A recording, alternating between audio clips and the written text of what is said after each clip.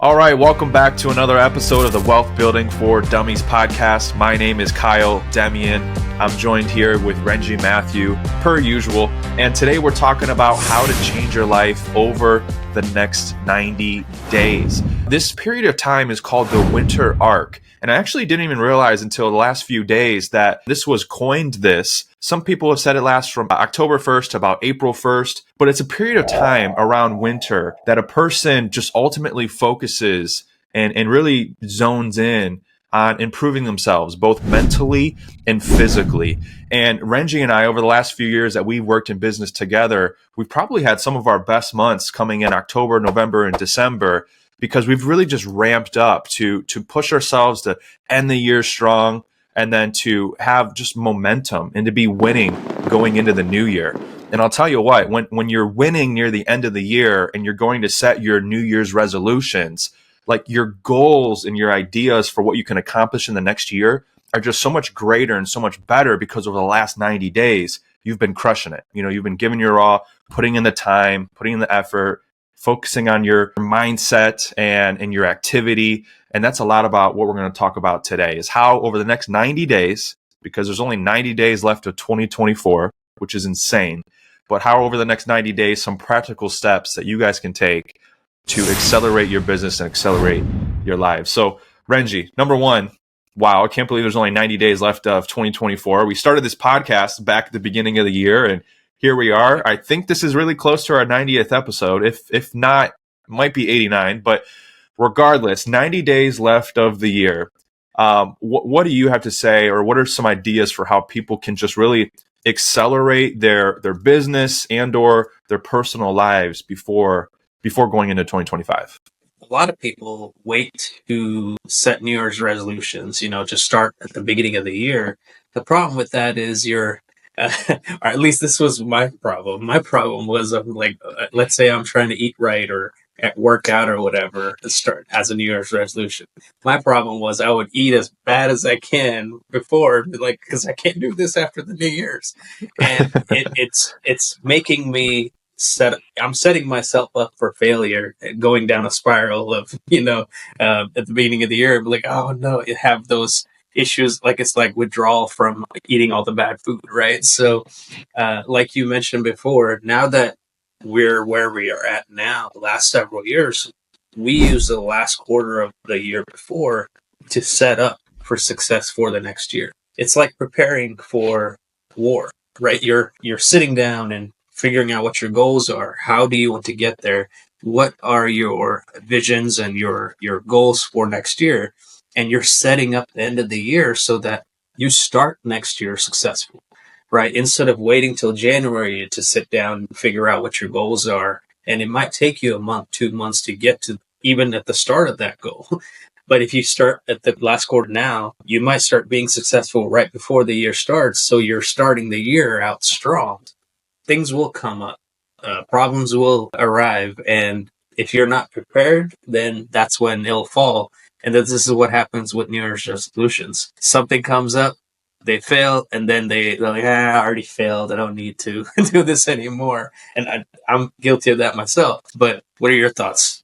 So a couple different things that came up for me is that, entering into the last part of the year, what do most people do? They start to take their foot off the brake. They're like, oh, I've been working hard, the first 3 quarters of the year. And there's holidays that start coming up, right? But it's important. I heard from, I forget who first said it that I heard it, but it really clicked. And it made me realize that it's a holiday, not a month. You're not supposed to take off the whole month. And some people do that, and momentum is such a real thing. I played sports growing up, so I've seen momentum on the sports side, watching professional sports. Like, momentum is so real in those sports, whether it's a game or even by season. Teams that have momentum just tend to keep winning. And that is the exact same in business and our personal lives. Like, I'm sure everybody that's watching this can reflect back on a period of time where it just seemed like everything was going right. They were on a roll. They had momentum, right? You were winning, and winning attracts more winning. That's what momentum is. And, with that, like, that's what we want to build up to when we go into the new year, instead of maybe slacking off, maybe getting a little bit lazier, procrastinating and saying, oh, I'll just change it, in the new year. Like, no, screw that. Change it now, right? Start implementing better habits now, and just watch how your mindset changes by getting some momentum heading into the new year instead of kind of slowing down now. Because then guess what? You have to bring back that momentum and you have to start it back up. And it's not as easy as starting your car, right? Sometimes it can take, some time to get momentum back once you lose it. But that's exactly what we want to do now. So, let's talk about like some practical tips. What can people do to, actually crush the next 90 days?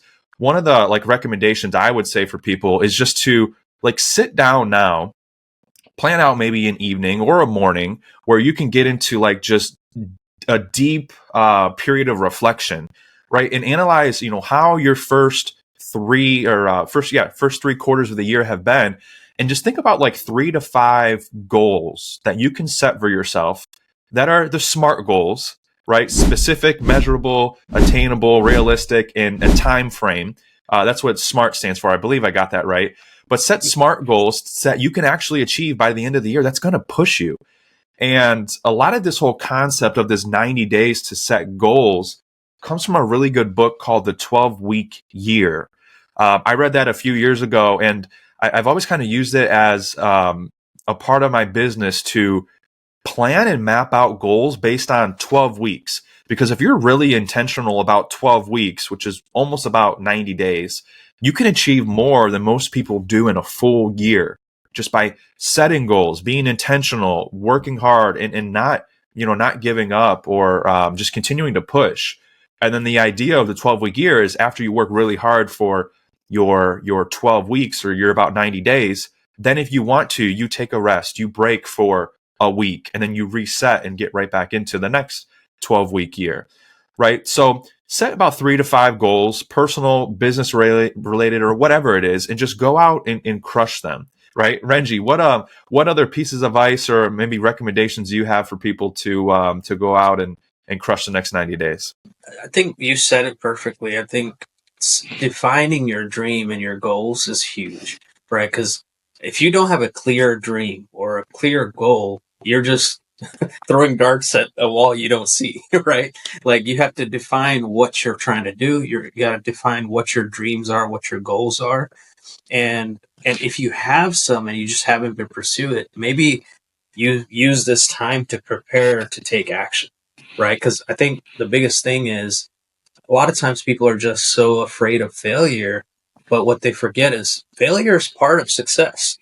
You won't see any successful person that won't admit that they've gone through failure. Everyone's gone through failure, and part of it is using that failure as a lesson to keep going forward. So I think if people are able to define what their goals are, and if they have a dream of doing something business related or whatever it may be, if they can define that dream and set clear goals, and I think when I say set clear goals, a lot of people will think, oh, I need to lose 100 pounds as a goal. That might be a good goal, but you got to set timetables of when you want to reach certain things by. Otherwise, it just becomes unrealistic.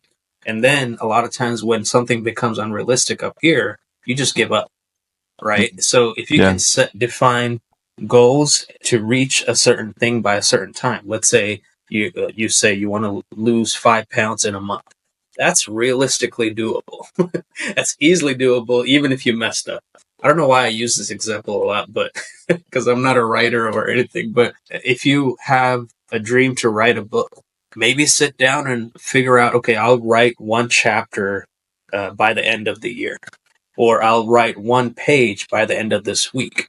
That's a realistic goal, right? One page is realistically doable in a week, especially if you're a writer and you have all these thoughts and ideas in your mind, right? So if you start early enough, now when you get to the new year, you already know you can achieve it. You already know you've already felt some success, you've already felt some failure, but you've adjusted your goal now to make it more achievable. So now when the new year starts, you're going into it with victory, right? I think that's what works really good for me. So maybe something that people could try out.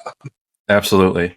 And you mentioned, setting a goal and, striving and trying to achieve it. And we've mentioned before on previous podcasts that, like if you get in your car and you just drive around without a set destination, you're not going to get anywhere. You're not going to know where you're going, right? But getting in your car, setting a destination, and then going to the destination, you always end up at your destination because you had a goal set of where you were going to go. And really silly example, but it applies to exactly what we're talking about in business and your personal life, right? So with that, and Renji, I was just looking at something like 2 weeks ago, we both wore blue on the podcast, and now we're both wearing green. So we've got to switch up our color scheme next week. Awesome. Well, other than that, Renji, is there anything else that you want to wrap us up with for this week's show? I think if people just take action, I think that's the biggest thing. Don't be afraid. Like everyone goes into something afraid, but take action. That's where, because the longer you think about it, the longer you're giving yourself a chance to not take action. So just take action. You'll figure things out on the way and just keep going. Figure out what your goals are and strive to get those. Absolutely. I love it. So if you guys are watching this, don't wait to start your New Year's resolutions in January. Start making changes into your life now.